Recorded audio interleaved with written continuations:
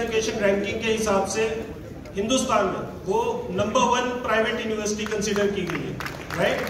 और ये आपको ऐसे छोटी बात लग रही होगी क्योंकि हमें समझ नहीं आता कि यार नंबर 1 हो गया, नंबर 2 कोई बड़ी बात नहीं होती, लेकिन 13 साल पुरानी यूनिवर्सिटी है, उसने सारे IITs को, IIMs को, सबको पीछे छोड़ा है, राइट। और एक बहुत बड़ी बात है ये रिसर्च के अंदर हम बात कर रहे हैं।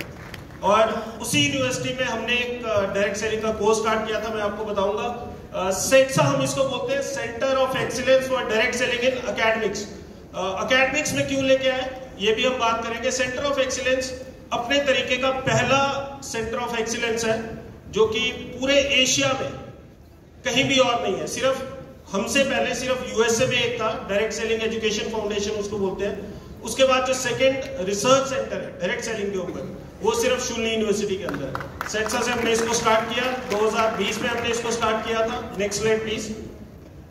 अभी हम क्या बात करेंगे, ये जो अगले 6-7 मिनट है, थोड़ा सा मैं आपको सेट्सा और PGDDS post graduate diploma in direct selling के बारे में बताऊंगा।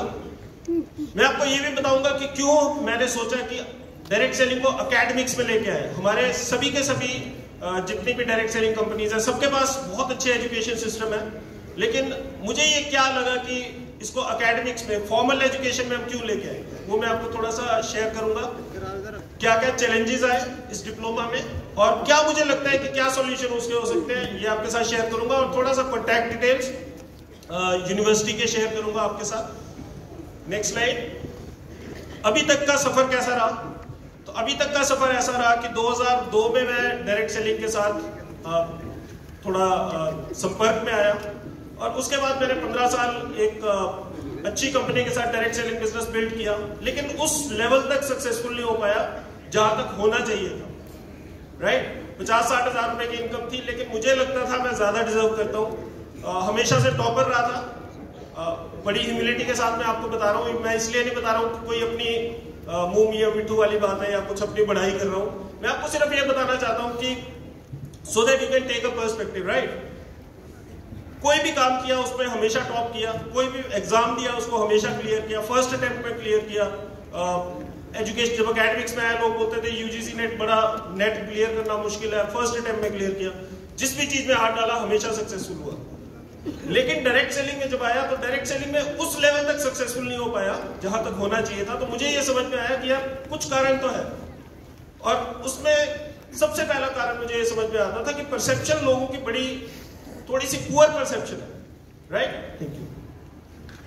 लोगों की परसेप्शन थोड़ी सी पुअर थी डायरेक्ट सेलिंग में। आज सुबह भी यहां पर आप बात कर रहे थे कि लोग डायरेक्ट सेलर होना, वो ज्यादातर आपको शेयर वाले डायरेक्ट सेलर नहीं मिलते हैं, ज्यादातर आपको चुहिया वाले डायरेक्ट सेलर मिलते हैं। क्यों मिलते हैं? वो पूछता है कोई कि आप क्या करते हो, तो कोई जो थोड़ा सक्सेसफुल होता है वो तो थोड़ा पोस्टर के साथ बता देता है, बाकी दूसरा होता है सर कुछ कर रहे हैं, और भी बहुत कॉन्फिडेंस कभी नहीं रहता लोगों के।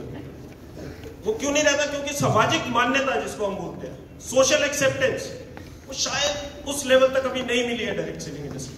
और मुझे ये समझ में आता था कि यार एकेडमिक्स में अगर आ जाएगा, जो भी चीज एकेडमिक्स में आ जाती है, जो भी चीज स्कूल्स में, कॉलेजेस में पढ़ाई जाने लगती है, उसको सोशल मान्यता, सोशल एक्सेप्टेंस अपने आप मिल जाती है। हम हमेशा ये बात करते हैं कि एक व्यक्ति है, with all due respect to all the professions, एक व्यक्ति है जिसने 6वीं 7वीं पास करके अपने घर से भाग गया और किसी मैकेनिक के पास उसने अपना काम शुरू कर दिया, मैकेनिक का, ऑटो मैकेनिक का काम स्टार्ट कर दिया। एक दूसरा व्यक्ति है जिसने बीटेक किया मैकेनिकल में और शायद काम वही कर रहा है ना, बड़े बड़े शोरूम्स में वहां पर भी वही काम कर रहे हैं मैकेनिकल इंजीनियर का। लेकिन अगर आप पहले वाले के फादर से पूछो या पेरेंट्स से पूछो कि आपका बेटा क्या करता है, तो बोलेगा जी करना क्या है जी, पढ़ा लिखा है नहीं, घर से भाग गया और बस कर रहा है अपना दाल रोटी का जुगाड़ कर रहा है। दूसरे को पूछेंगे तो बोलेगा बीटेक है सर, मेरा बेटा बीटेक है, काम दोनों एक बराबर कर रहे हैं। हो सकता है पहला वाला पैसा भी ज्यादा कमा रहा हो, पर एक वो जो रिस्पेक्ट है वो शायद नहीं मिलती है। तो वही हम दिलाने की कोशिश कर रहे थे। और जब मैं 2011 में मैं एकेडमिक्स में आया, मैंने शूली यूनिवर्सिटी ज्वाइन की 2012 के अंदर।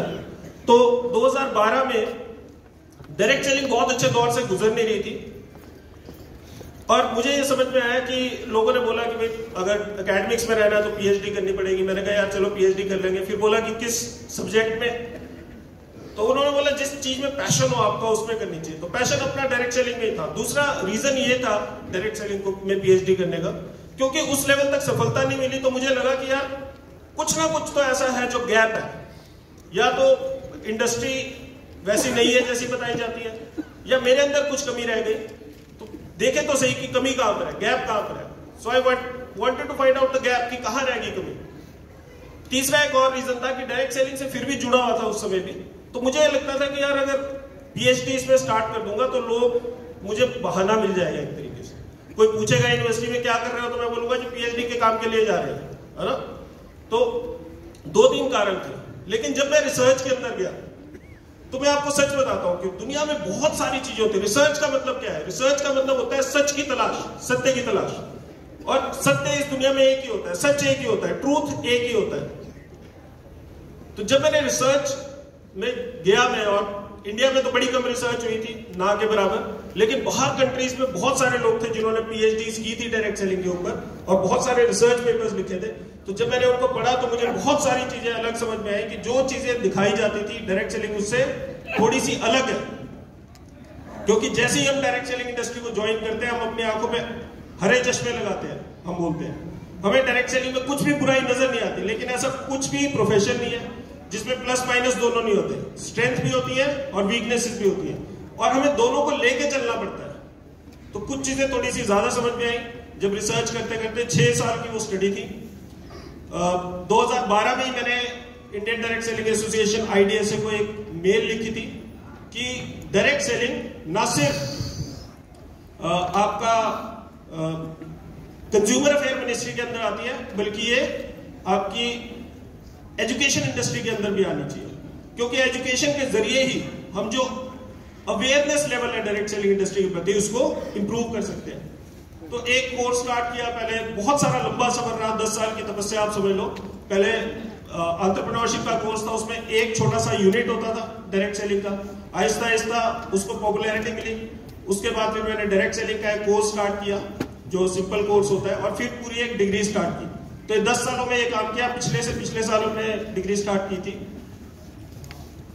बहुत सारे कारण हैं डायरेक्ट सेलिंग के जिसकी वजह से उस स्तर तक नहीं पहुंची है।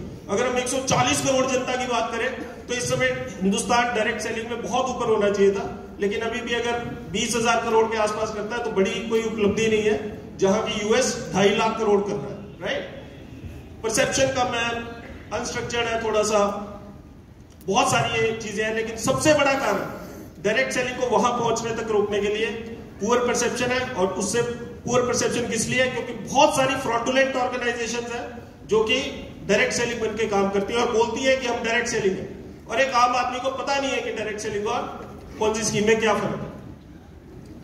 अगर हम आगे बात करें, सेंसा का विजन क्या था?